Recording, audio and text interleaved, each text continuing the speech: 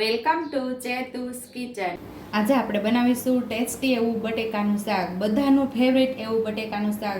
કોઈ પણ શાકભાજી ઘરની અંદર ન હોય તો આપણે યાદ આવી જાય કે બટેકા છે, તો બટેકાનું ટેસ્ટી એવું શાક બનાવશું. તો એના માટે આપણે નાના મીડિયમ સાઇઝના 5 બટેકા આપણે આવા થોડા મોટા મોટા સુધારી લીધા છે, કારણ કે વઘાર્યા પછી એ એકદમ લોંદા જેવા મેસી થઈ જાય છે, તો એટલા માટે આપણે મોટા સુધારવાના.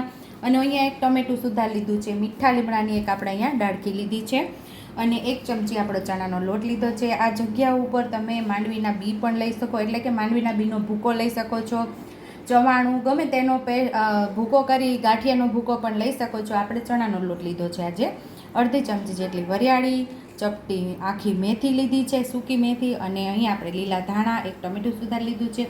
રેગ્યુલર મસાલાની અંદરથી મસાલાનો ઉપયોગ કરી અને ટેસ્ટી એવું આપણે શાક બનાવી લઈશું. ગેસ ચાલુ કરીને આપણે કુકર રાખી દીધું છે. 1.5 નાના ચમચા જેટલું આપણે તેલ ઉમેરશું. તેલને આપણે સરસ ગરમ થવા દેવાનું છે. તો અહીંયા આપણું મસ્ત એવું તેલ ગરમ થઈ ગયું છે. તો ચપટી જે આપણે મેથી લીધેલી એનો વઘાર પહેલાં આપણે મૂકી દેવાનો છે. ઘણા ઘરોની અંદર મેથી, રાઈ અને જીરું મિક્સમાં હોય છે, પણ અમુક પરિવારની અંદર મેથીનો સ્વાદ ભાવતો ન હોય એટલે મેથી અલગથી રાખેલી છે. અને મારા પરિવારની અંદર પણ ઘણાને એવું છે કે મેથીનો સ્વાદ નથી ભાવતો, તો મેં અલગ રાખેલી છે. પણ આ શાકની અંદર ખાસ મને મેથીનો સ્વાદ બહુ ભાવે છે, એટલે પહેલાં મેં મેથી ઉમેરી છે વઘારમાં. અને અડધી ચમચી જેટલી આપણે રાઈ ઉમેરી દઈશું, અડધી ચમચી જેટલું આપણે જીરું ઉમેરી દઈશું, અને વરિયાળી ઉમેરીશું. વરિયાળીથી આપણા શાકનો બમણો સ્વાદ થઈ જાય છે, અને વરિયાળીથી આપણા પેટમાં ઠંડક પણ મળે છે. વરિયાળી ઠંડી તમે ખાસ ઉમેરજો. મીઠા લીમડાના પાન ઉમેરી દઈશું, અને અહીંયા આપણે હવે બટેકાનો વઘાર કરી દઈશું.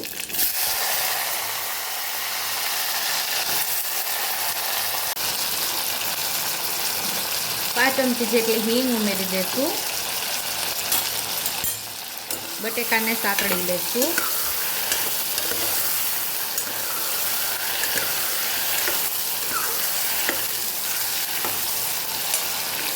અહીંયા આપણે બટેકાને પહેલાં સરસ તેલની અંદર ઉમેરી અને સાતળી લીધા છે, અને હવે આપણે બધા મસાલા કરી લઈશું.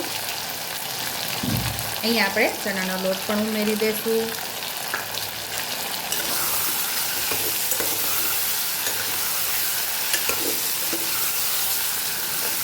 આનાથી આપણો રસો એકદમ ઘટ થશે.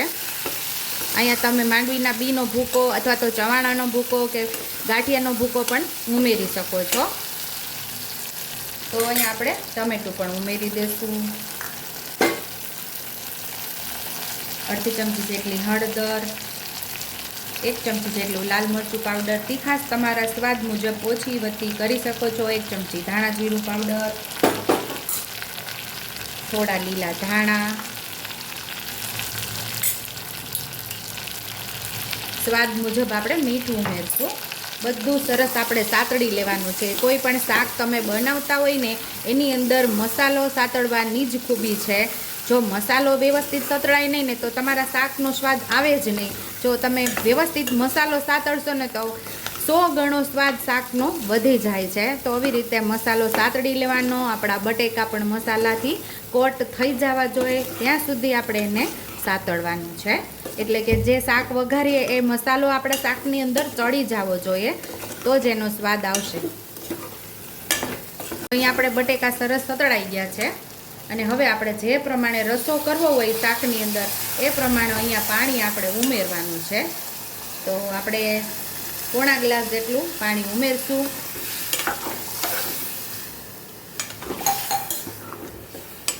તમને ઉપર દેખાતું જ હશે કે ડારણ બધું ઉપર આવી ગયું છે, કારણ કે ડારણ ક્યારે ઉપર આવે કે વ્યવસ્થિત તમે મસાલો સાતળેલો હોય તો ડારણ ઓટોમેટિક ઉપર આવી જશે અને શાકનો સ્વાદ પણ બમણો થઈ જશે. હવે કુકર બંધ કરી અને આપણે 2 સીટી લઈ લેશું. કુકરમાંથી જાતે જ હવા રિલીઝ થઈ ગઈ છે, હવે આપણે જોઈ લઈશું.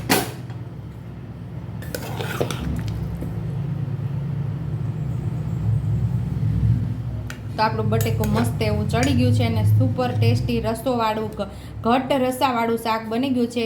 રસોઈયા મારા જ બનાવે એવું જ આપણે કાચા બટેકાનું શાક રેડી થઈ ગયું છે. તો સર્વિંગ બાઉલની અંદર હવે શાકને સર્વ કરી લઈશું.